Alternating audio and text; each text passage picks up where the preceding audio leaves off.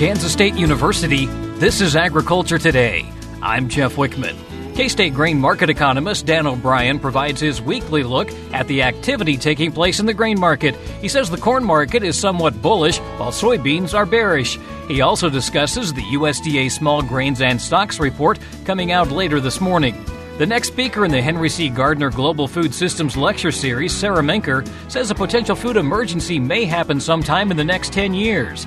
Assistant to the Dean of the College of Agriculture, Emeritus, Stephen Graham, has a preview of that lecture.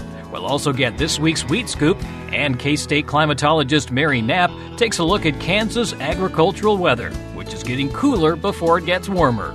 It's all just ahead on Agriculture Today over the K-State Radio Network.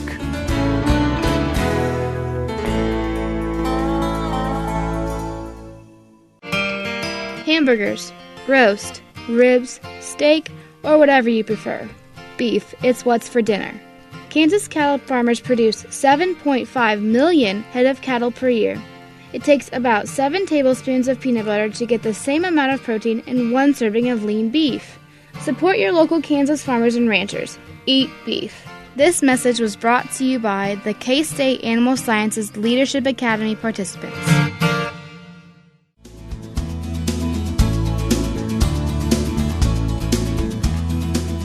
Listening to Agriculture Today over the K-State Radio Network. Up first, our weekly look at the activity taking place in the grain market. K-State grain market economist Dan O'Brien says that the corn market this week is somewhat bullish, while soybeans are bearish. Dan, in less than an hour, we'll get the USDA Small Grains and Stocks reports. What are you expecting to see? Well, the main numbers I think that we'll be looking at on the stocks report will be the corn and soybean ending stocks figures. We'll be looking to see if feed usage is held up on the corn side in particular. And right now, the last USDA report had projected for the marketing year ending August 31st that we'd have 2.002 billion bushels of ending stocks. Well, this report will be pegging on September 1st what we have on hand. So the market's expecting just slightly larger than that. So do we expect any surprises? Well, probably not. However, if there's a surprise usage figure, again, more or less than used, then that could come in and affect what the USDA will then have to project, or if they're consistent with their own number sets, what they'll end up and be projecting in the coming October report and probably bring about some price volatility. On the soybean side, we have a projection in the last September 12th report of about 395 million bushels of carryout for the old crop year, and then it balloons as a projection for the next one up to 800 and some. So you could argue, well, what the number that we may get out of this quarterly stocks figure, again, representing September 1, if it's only plus or minus 5 or 10, 15 million bushels, probably not going to have a large change. If you start looking at 50 million bushels or so, as an error of forecast or expectation coming into that, that would be a complete surprise to the market, would have some impact. 50 million bushel change on the corn side, or probably wouldn't do as much as like 100 or 200 or 300. So I think it's that magnitude of shifts around in terms of ending stocks that would gain the attention of the market and really indicate, particularly for the feed grains, that, gosh, we've had a greater feed usage or less than what we had been expecting. How accurate are these projections by and large? That's a great question. When you go to the back of the report and check out their projections of accuracy, it is amazingly wide. It is scarily wide. That's why nobody talks about it very much. But over time, I guess it's not so much how accurate the reports are on September 1st. It's what happens to these same numbers as we go through time. Do they end up as more evidence accumulates over the next 1 or 2 or 3 or 6 months, and to have to cause the USDA to go back and figure out that, we really either under or overestimated one or two of these usage categories. Or even at times, through these stocks reports, they figured out eventually after 2 or 3 years that, gosh, the size of that crop about 1 or 2 or 3 years ago was way off. It has to be, given the numbers they know pretty much for sure. So the real fireworks, I guess, that come from these stocks reports, sometimes they're up front, but really their big impact on the market comes in 6 to 12 months when it really reveals whether the USDA made a good projection on the size of their crops or not. In terms of corn and grain sorghum, the market information, we're looking at bullish for corn and bearish for grain sorghum? Yes, we're talking about the corn market, and we just use the word bullish. And what has happened is that we've seen a pickup in export shipments and in purchases for U.S. corn. Here the week ending September the 20th, we had a set of shipments of about 53.5 million bushels. The USDA's projections would indicate we need to have about 46 million bushels pace to keep up with what they forecast, which is 2.4 billion for the marketing year. So that's positive, and I think that's enough of a difference to actually call that, quote, bullish. And you've seen a pickup in prices that within the last couple of weeks, we got down as low as about 343 on December corn. Now we're up to 364 3/4. It's hardly, heading for $4 and $5, but it's been enough of a recovery from those lows that, now we're wondering about whether that 343 we'd seen will be as low as prices go, i.e. will it be a fall low for prices? It's hard to guess. Again, we're not right in the heart of harvest, in the middle of it yet, or the latter part. But I guess, Jeff, the way I'd view it is if 343 ends up being the low for the year, then it will have been because we haven't had the size of the crop go much higher than has been projected, and usage is held up. So we'll see how it all goes forth. The challenging issue in the feed grain side is on grain sorghum exports. They haven't picked up yet to a degree that would be supportive of the USDA's export projections yet. I think there's absolutely lots of time for that to happen, but it hasn't happened yet. When you look out into the rest of this marketing year for corn and ask the question, well, what are the possibilities of where we could go? We still, of course, have the October, November, and even the January 2019 USDA crop reports coming up, and those with their comprehensive surveys can hold surprises in the final yield per acre figures. If we end up, instead of 181 some bushels per acre, if we end up closer to 178.5, and let's say there's probably arguably a 3 out of 10 chance of that happening against the lion's share of the probability of having the pretty strong yield, then we see USDA stocks-to-use figures tighten up in their supply-demand balance sheet, and we probably end up with something closer to 380, 385 for a price for this marketing year instead of the 350 that's being projected right now. But you know what? We'll just have to see what the final results are out of fields, even with some pretty strong harvest reports to date. Still, we have to get all the crop out and then come up with our best estimate of where we're at. I do think when you look at the historic supply-demand relationships between corn stocks to use and prices, both domestically and internationally, they're, at least by my figures, they're consistently showing that we're about 35 cents a bushel lower this year than where we have been in past years with the same type of stocks to use versus price relationships. Why is that? Well, we don't know for sure, of course, but you suspect that uncertainty in the trade environment, other international and domestic factors that tend towards instability are probably affecting how the commodity markets are interpreting information right now. But as we're sitting right now, it looks like the USDA's projection for prices is probably low.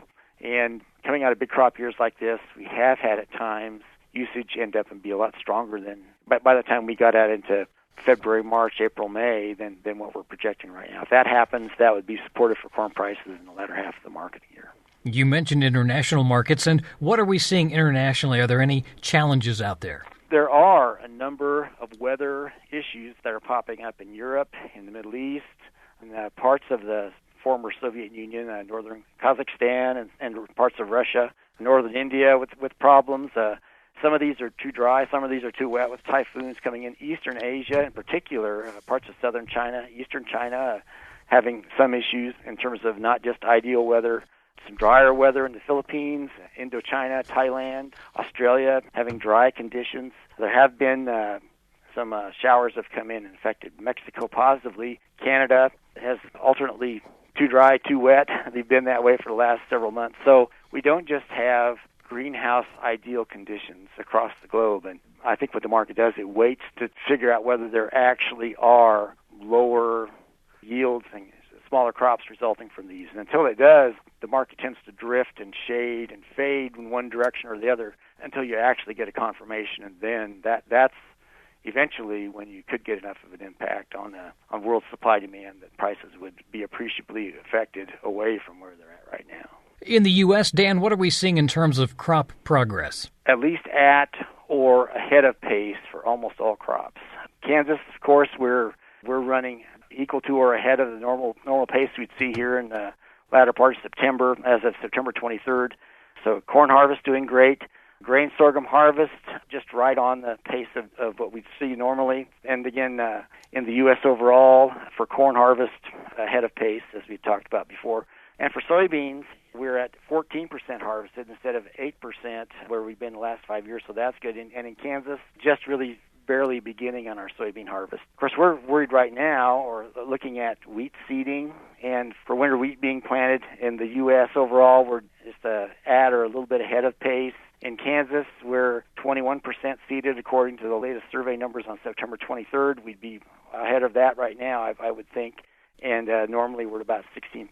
So really, no threats to crop harvest at this time. In addition to the USDA small grains and stocks reports coming out later this morning, what else should we be keeping an eye on in the week ahead? I just think price action in the corn market. Here we've come off bottoms and moved from lows of 343 to 364.5 in the last several days.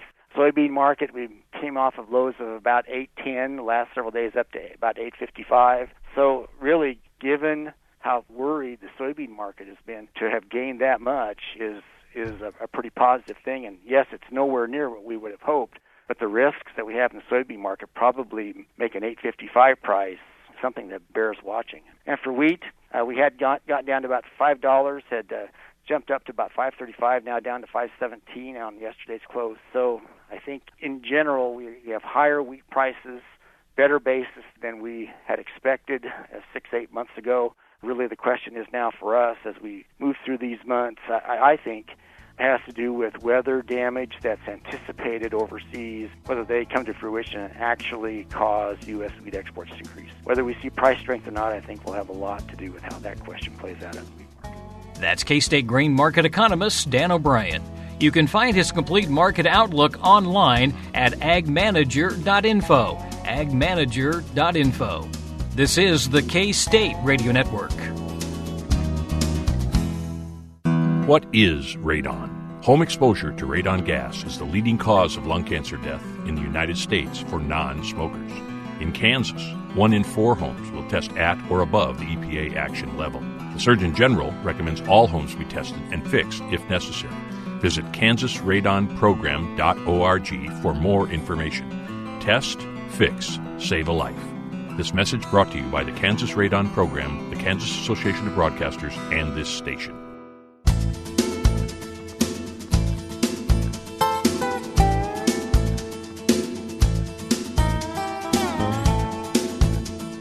This is Agriculture Today. The next speaker in the Henry C. Gardiner Global Food Systems lecture series says a potential food emergency may not wait until a projected year 2050. Sara Menker says it may happen sometime in the next 10 years.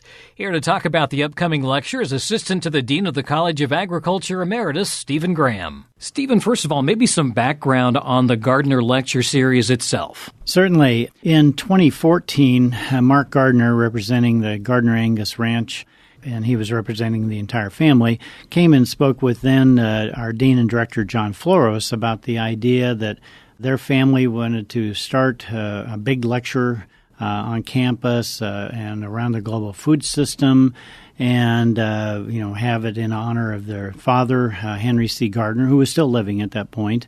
He was getting elderly, but he was still alive.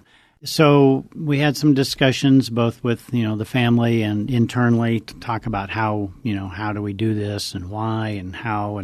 But we decided, okay, we'll do it. They were on board. We were on board.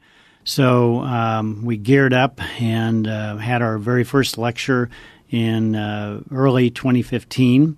And it was the Chief Technology Officer, Rob Fraley, from Monsanto, who came and spoke about genetically modified organisms. And that was our kickoff lecture. We wanted this to cover all kinds of aspects of, the global food system. So that was one aspect. Later, we had the head of Cargill came and spoke about climate change and their concern as a company and within the ag world of climate change and the effect on food production and food distribution. Later, we had a scientist come from California who works with NASA and monitors globally aquifers around the world, huge aquifers. And one is the Ogallala in western Kansas. That is North America's largest aquifer. And what he's finding, no surprise probably to any of us, is that those are going down rather than being replenished.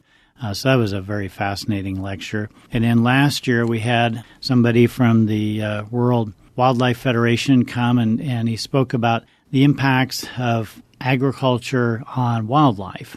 And, how do you balance all that? How do you grow enough food? How do you protect wildlife?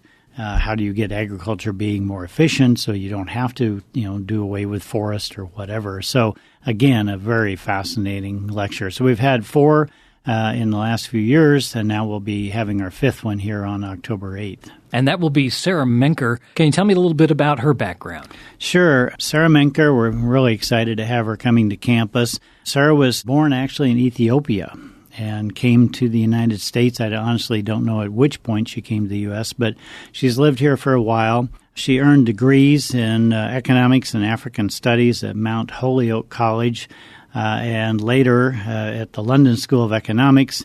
And then she earned an MBA from Columbia University, so very much a business economist type person. Then she went to work, and in her late 20s, she was already a vice president at Morgan Stanley's commodity group, which is really pretty amazing. And she specialized in risk management and trading commodities. But it was there while on Wall Street that she, looking at numbers and looking at commodities and food and trade, she started to see that she thinks there's a risk that the food supply, we've been talking about there will be issues with the food supply probably towards 2050 due to the fact that we'll have so many people, maybe, 10 billion people in the world by then. And as she did her analysis, she realized that, in her mind at least, she thinks that that's going to happen much sooner, maybe in the next 10 years. So she looked into that more, worked on it more, and she became so concerned that she eventually left Morgan Stanley and started her own company called Grow Intelligence, GRO Intelligence. This is a technology company that is pulling information from around the world, ag information, and putting it into kind of a similar format so you can use it. If it comes from Brazil, it's in this type of thing. If it comes from Europe, it's in that, Asia. So she and her team, which is a pretty big team already, are putting this information into usable data and then, having subscriptions with companies and others that, want this type of information and offering it to them so they can kind of view it from more of a world perspective. When she first started, she was kind of just mainly concerned with Africa. But as she got going, she realized, well, it's beyond Africa. It's worldwide, all these issues.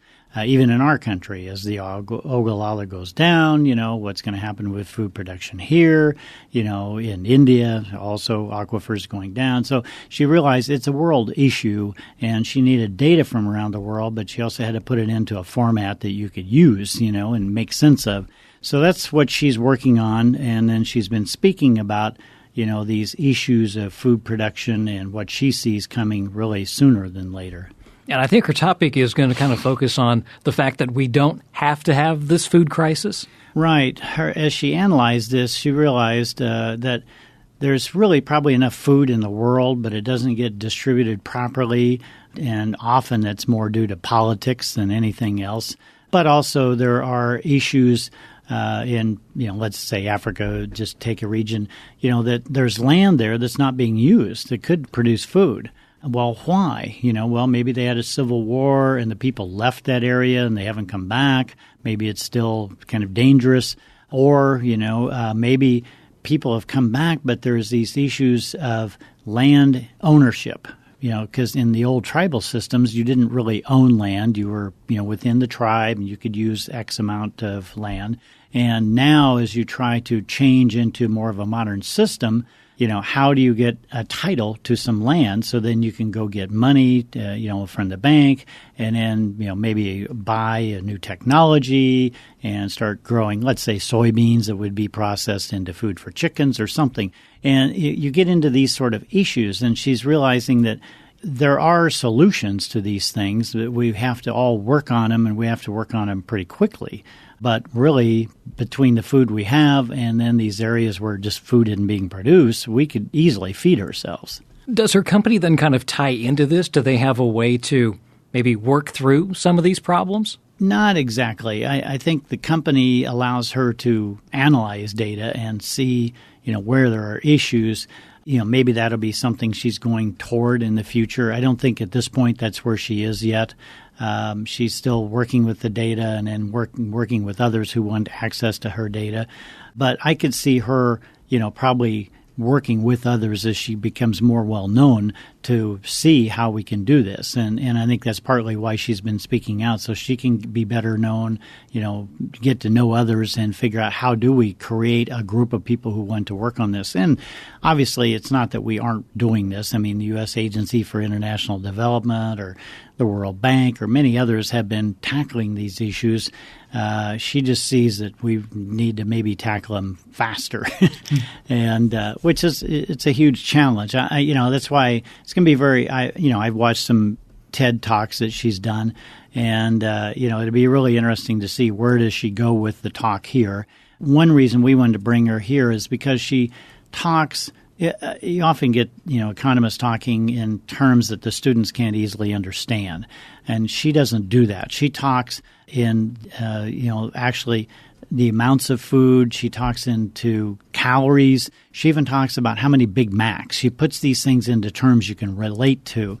And that was one reason we were so excited to have her come and speak about this topic. There are others who could speak about the same thing, but often it would sound kind of like gibberish, I think. And she's really good at putting it down to terms we can understand easily. Well, and that's one thing that we're finding is that students on college campuses across the country are concerned about the fact that there is this food shortage, and they know that there is enough food, and they're also trying to solve this problem. So it's really a nice tie-in. Right. And another thing I think she's wanting to do with these talks is to, get across to young people, hey, this is something we all need to work on. You can work on this too. We need to tackle it.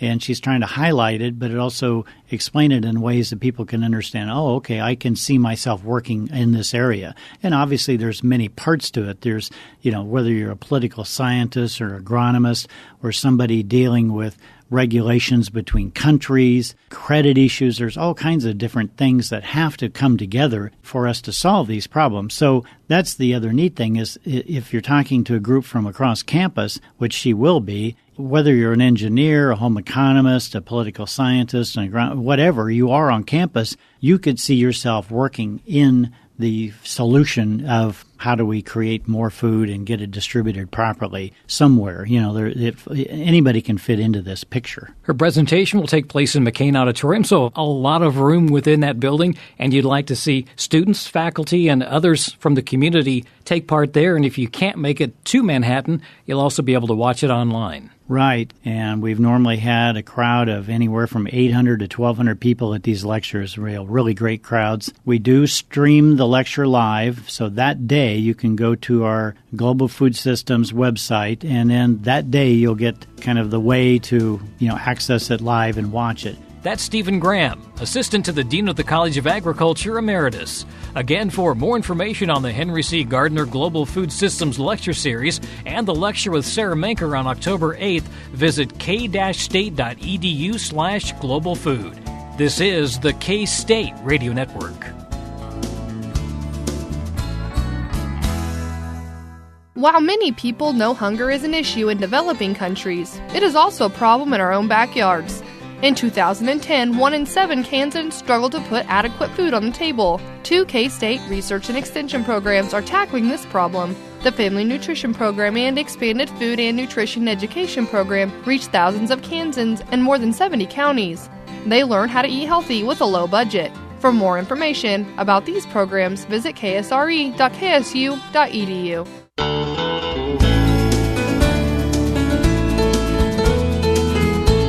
Welcome back, and thanks for joining us on Agriculture Today. I'm Jeff Wickman. In today's agricultural news, as expected, yesterday's USDA quarterly hogs and pigs report is showing some huge hog inventories.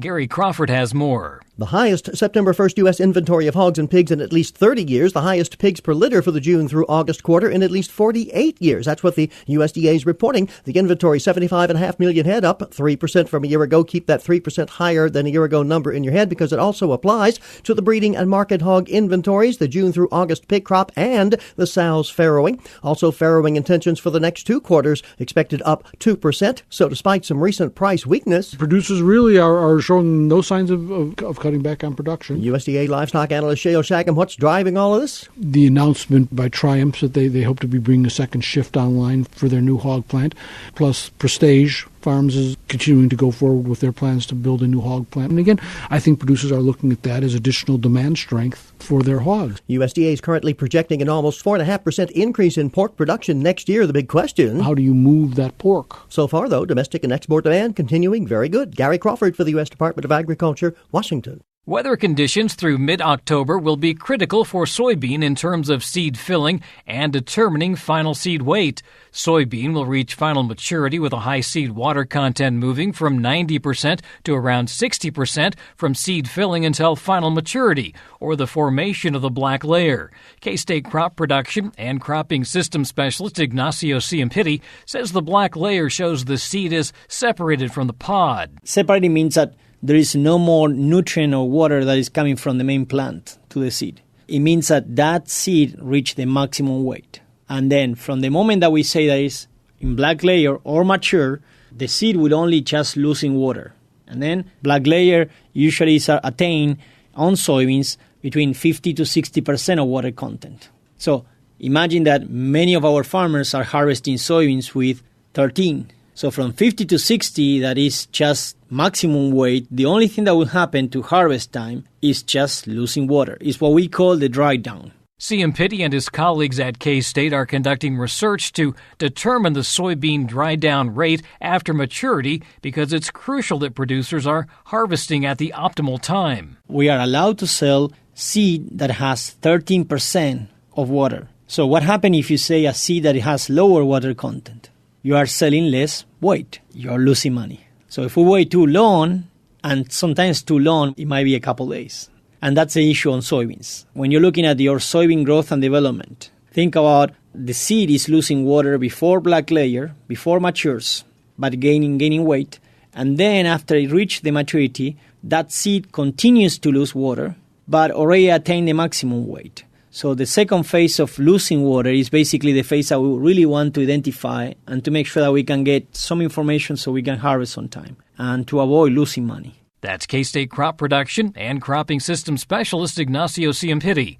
More information on dry down rates for soybeans can be found online in the Agronomy e-update at agronomy.k-state.edu/extension.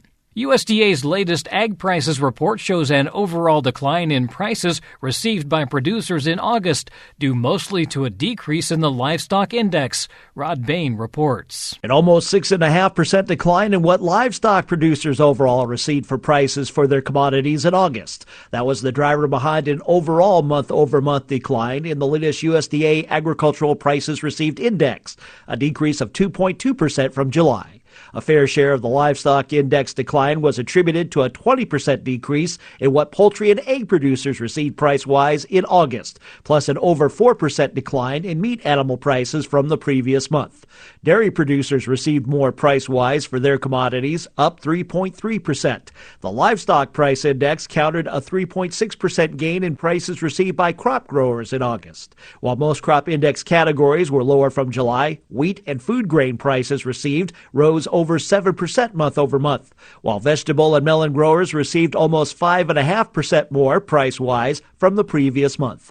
I'm Rod Bain reporting for the U.S. Department of Agriculture in Washington, D.C. In this week's Wheat Scoop, Marcia Boswell says an export opportunity exists for hard white wheat. Kansas wheat farmers have a unique opportunity to export wheat into African and Asian markets. Unfortunately for Australian wheat farmers, their crop has been plagued by drought and freeze. They won't be able to meet the export demand for the white wheat they grow. This gives Kansas wheat farmers the chance to meet this international demand. Planting decisions made now will affect the supply that is available over the next year, while Australia's exports lag. Jay Armstrong, a Kansas wheat farmer who serves on the Kansas Wheat Commission and recently returned from a trade mission to Nigeria and South Africa, says wheat buyers in sub-Saharan Africa are looking to the U.S. to help fill this void. The 2018 Sub-Saharan Africa Board Team trip was sponsored by U.S. Wheat Associates, the U.S. wheat industry's export market development organization. Australia is the only competitor to the U.S. in the hard white wheat market. Australia recently lowered its production forecast by nearly 13%, cutting its exports to a 10-year low. Countries such as Taiwan, Korea, and Nigeria are looking to the U.S. to source hard white wheat in the wake of this forecast. Kansas Wheat CEO Justin Gilpin says because Australia is not going to be able to meet demand for white wheat, buyers are coming to the U.S. for hard white wheat. We are right now in the beginning of a long window where we can fill this demand by planting hard white wheat now for harvest next summer. Gilpin says farmers need to be considering hard white wheat as they are making planting decisions.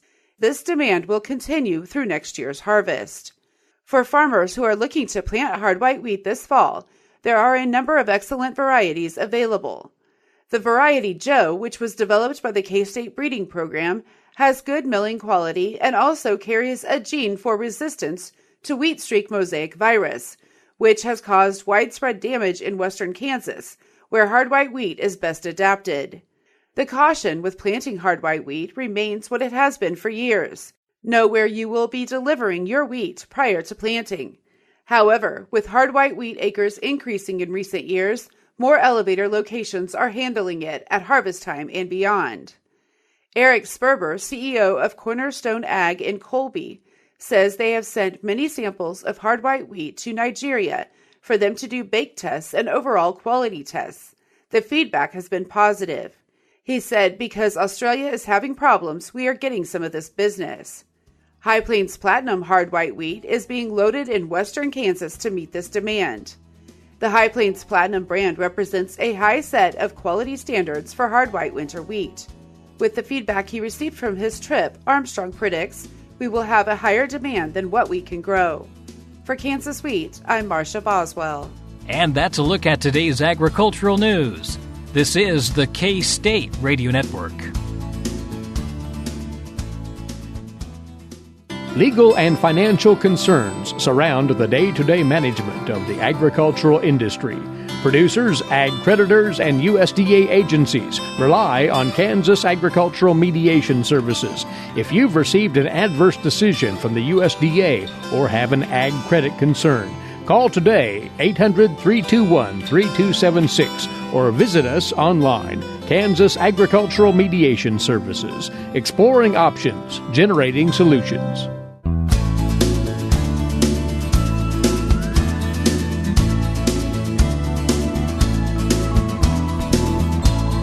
Welcome back to Agriculture Today. Here to discuss this week's agricultural weather outlook is K-State climatologist Mary Knapp. Mary, in terms of the activity last week, what were we seeing agricultural-wise? Well, we saw some fairly dry conditions, although not everybody was as dry as the previous week, but we were about 70% of normal for our precipitation across the state. That, unfortunately, didn't result in any improvement in our drought, and indeed we have a further expansion of the extreme drought in east central Kansas, and a little bit of abnormally dry conditions began to creep over from Missouri in southeastern Kansas.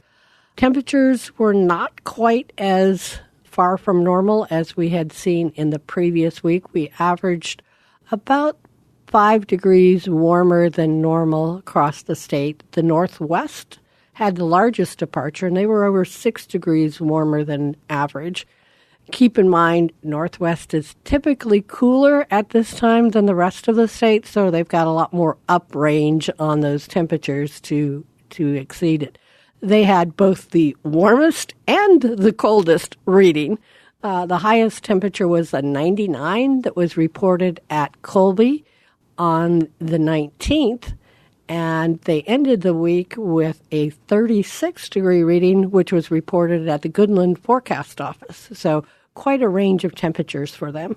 And they're kind of used to that. It is much more likely that you'll have those big swings in the western part of the state, which tends to be drier, have lower humidities, and that means that you can have a bigger range in temperatures from the daytime highs to the nighttime lows. And that week runs from when to when?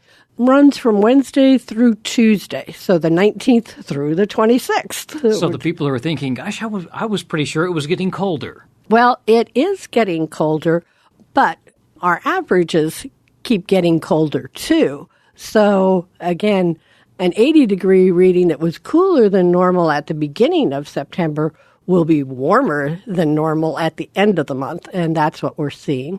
Indeed, when we look at the outlook for the next week, we're going to have a sharp cool down over the weekend as a cold front comes through, but as it moves out and we get a return of that south flow of air, temperatures will warm back up into the mid-80s by the middle of next week. And precipitation, we may see some, we may not. We may see some, but it's going to be uneven. The western third of the state is generally going to get less than 1/4 of an inch and may struggle to reach 1/10 of an inch. The areas where we have our most severe drought conditions are in the area that is favored to have the highest rainfall amounts, but those may only be 1.25 inches, which, while it'll be welcome, won't make major improvements in the situation that they're facing. Agriculturally, then, how is this impacting the crops? Well, it's favorable for getting the harvest completed, but it's beginning to become a concern as far as fall-seeded crops go. We need to have some moisture available to get that wheat or canola or any of those fall-seeded crops up and growing. The surface moisture is on the dry side, but the subsurface moisture, as you get down to the 8-inch level, is a little bit more favorable. And people can go and check our mesonet.ksu.edu and see how those are playing out. In terms of systems that you're watching, there is some activity going on in both the Pacific and the Atlantic that eventually could be good news for us. Right. Hurricane Rosa is the East Pacific storm that's off the coast of Mexico. That moisture tends to move up into the desert southwest and reach into western Kansas. So that could bring some moisture for these frontal systems to work with. In the Atlantic, Hurricane Kirk, or actually Tropical Storm Kirk at the current moment, is expected to reach the Southern Antilles, Barbados, and some of those island areas over the weekend and move into the Caribbean, and we'll see what that moisture might do. There are 2 other systems that are out in the middle Atlantic. They're a subtropical system at this point. It doesn't look like that's going to have any influence on the United States at this point. Are we in any sort of a weather pattern? I know we always talk about El Nino, La Nina. Is anything happening along those lines? We're still in the neutral phase. They are continuing to predict that the El Nino will develop this fall, but we've got several months yet for that to happen.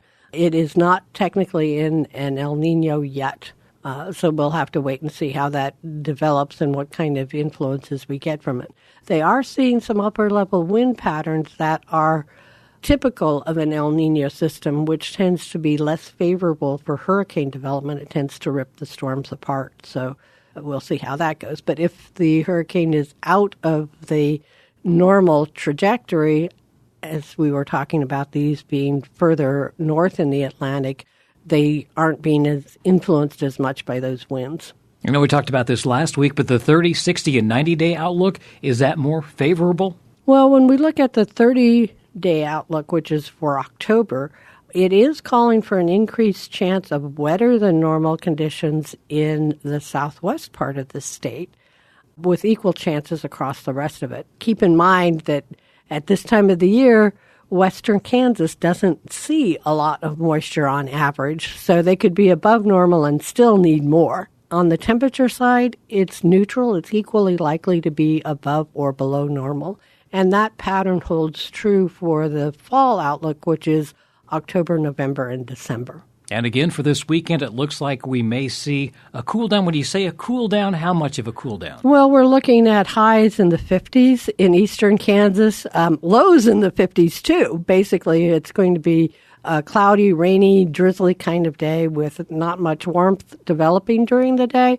But because of those higher humidities, it's not going to cool off as much at night either. Because we have been getting down into the 30s and 40s in some spots. Yes. Here in Manhattan, we've got down into the mid-40s. And again, as I noted, out in northwest Kansas, they were flirting with that mid-30s. When you look at the average freeze date, it's typically around the end of September, the 1st of October for northwest Kansas, but it may not be until the 1st of November in southeast Kansas. So there's quite a range across the state. So we're still kind of moving through that transition period.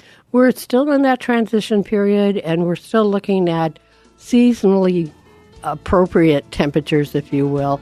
We won't have an early freeze because we're already past that point. The question will be, how long does it wait before we get our first freeze? That's K-State climatologist Mary Knapp with a look at Kansas agricultural weather. And that'll do it for this edition of Agriculture Today. Have a great weekend, and be sure to join us again on Monday. This is the K-State Radio Network.